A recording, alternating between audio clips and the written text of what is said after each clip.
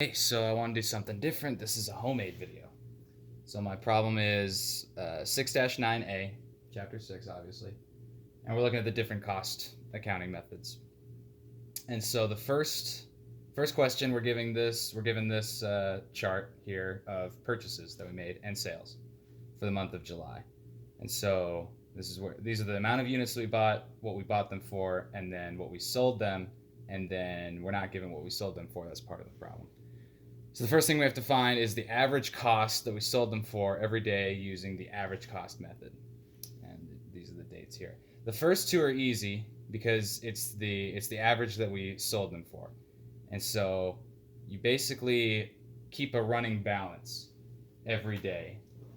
And so we'll start with the first here. And so we buy 8 for 68. And that comes out to, little calculator here, 8 times 68, that comes out to 544. So this is the balance that we keep. So 554, and if you divide that by 8, you get the average of 68. So 68, and then we sell them, obviously, for 68, because that's the average price they're going for, so the first two are easy. Now you got to keep this balance, right? So, or not the second, the sixth. We sell 6 at 68, and we subtract that here. So that's what I'll do. 6 times 68 is 408. Subtract it, right? And then 544 minus 408 equals 136. So at the end of the sixth, it's 136. We got to keep that in mind because we got to keep it running because that's part of the average. So the 11th, we bought 3 for $73 each, and then we'll add it here. So I'll keep little arrows, right? That goes there, this goes here. 7 times 3, or 73 times 3, 219. You add it, comes out to 355.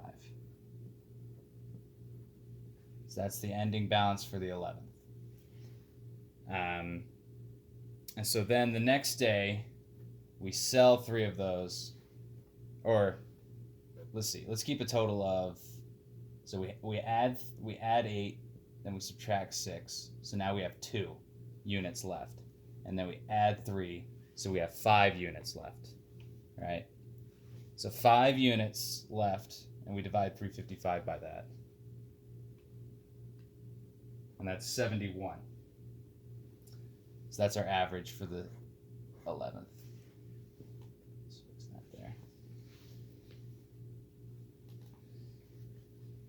Okay. Looking good? We all caught up? All right. The 11th, and then we go to the 14th.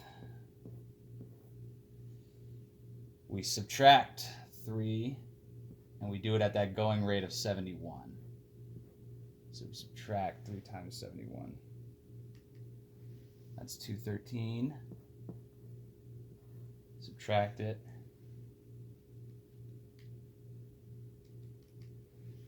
Comes out to 142 is the ending balance for that day. And so we're back down to 2, right? We had 8 units, down to 2 units. When we subtract 6, back up to 5, we add 3, and then we take that 3 back, so we're still at 2. 142 divided by 2. 71 again. And then the 21st, we buy, right, add 4 units at a going rate of 78. And then we'll add it here. 4 times 78, 312.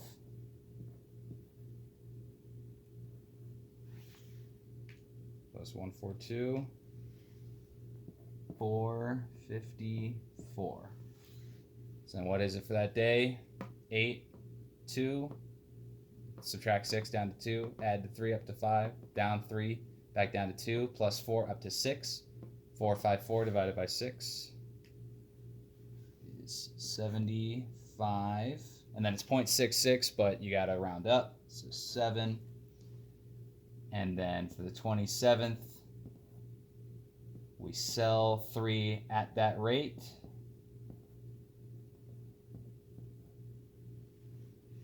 And that is 3 times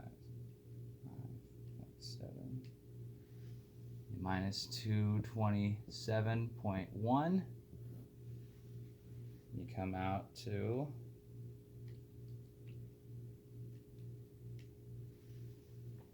226.9. All right, and that going rate here is 75.7 again. So when you're doing the average, it's in couples, right? Because you buy it, you calculate the average, and then the next day you sell it for that same average. So the average stays the same. But this is going to be relevant in the next problem. Because the next problem here, we got to find the end balance at the end of the month using each method. And so we just went through all this. They basically give us the answer here. How nice of them. That's 226.9. And we'll start for the next problem with the, let's do the LIFO method first. LIFO. So for the next part of the problem, you punch it in. It'll send you down. It's one of those drop downs. And you got to do basically what we did here, but do it with the LIFO method, which is different. That's LIFO. So last in, first out. So that means that you sell, when you sell it at the rate that you just bought it. So it sounds confusing, but for example, right?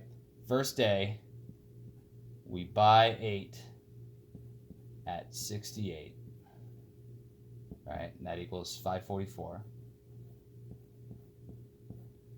And so then when we sell 6, we do it at 68.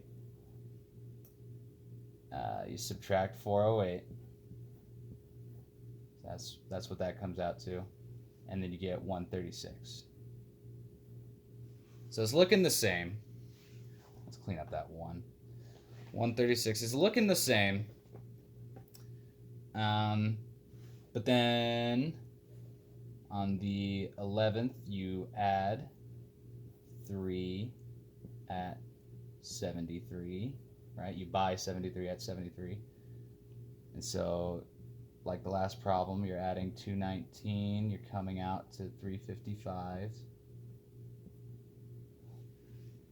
But then when you sell, right, you sell 3 at 73, because while you still have these 268 units here. You still have these 2 units that you bought at 68, but you're doing the last in. So the most recent that you got in were these 73, and so you're selling them at the rate of 73 again, and these 2 just stay, right? And so 3 times 73 is 219 again.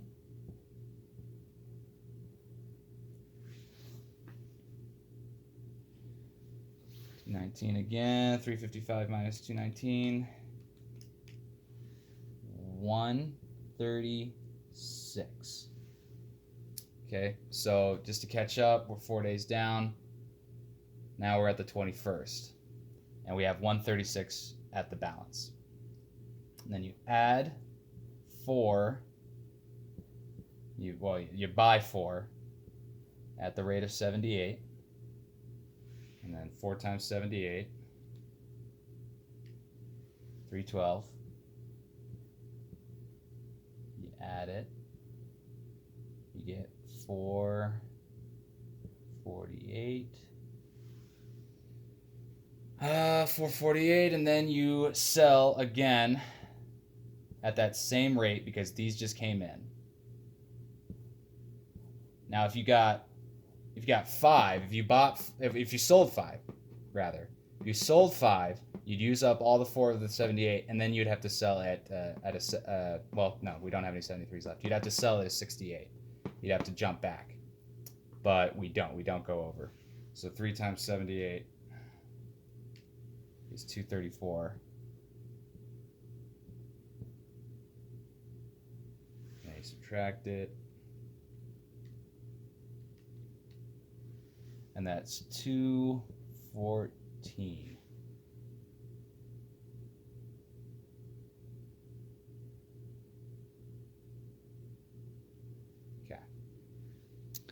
Now I'm going to shift this over a little bit so I don't have to stretch so much. So that's the LIFO method. Now, no, I won't go that high. Now we're at the FIFO method. So this was last in, first out. This is first in, first out. This is the more common one they said in the chapter. I can't think of many instances that you'd use this, but I don't know. I don't run businesses yet. So we got to keep that running balance going. So we start with purchasing 8 at a rate of 68. And that gives us 554 again. No, 544 again. My bad. And then we sell 6. So you got to keep in your head a running total of how many items you have and where the items belong, especially with this one. It's at that rate of 68. And that's 408 again. Subtract it, come down to 136.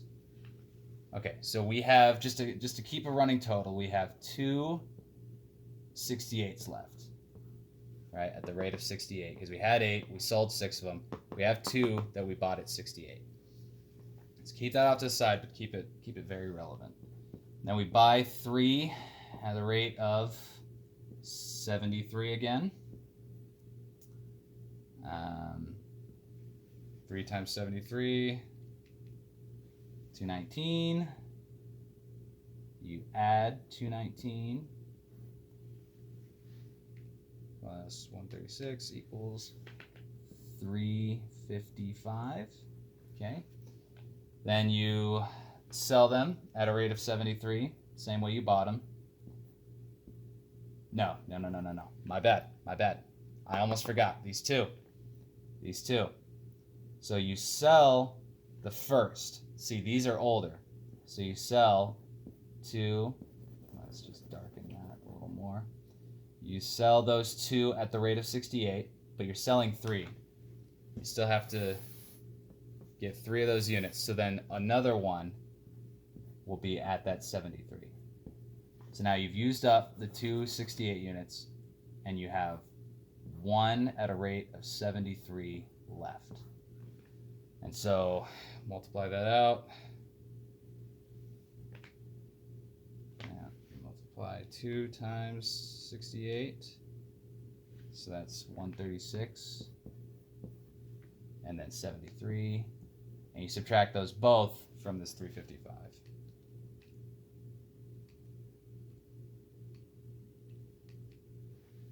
That leaves you with 146.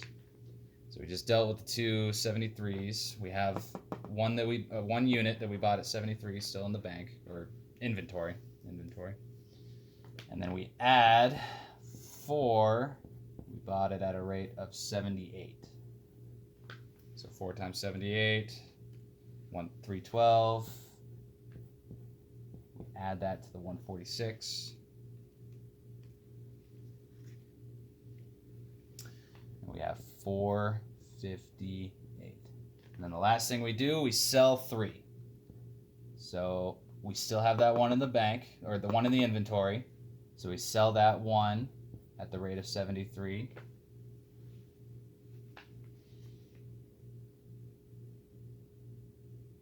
Wait, 8. So just got to always double check. I might have this wrong. You got to always double check. 8 units down to 2. Up to 5.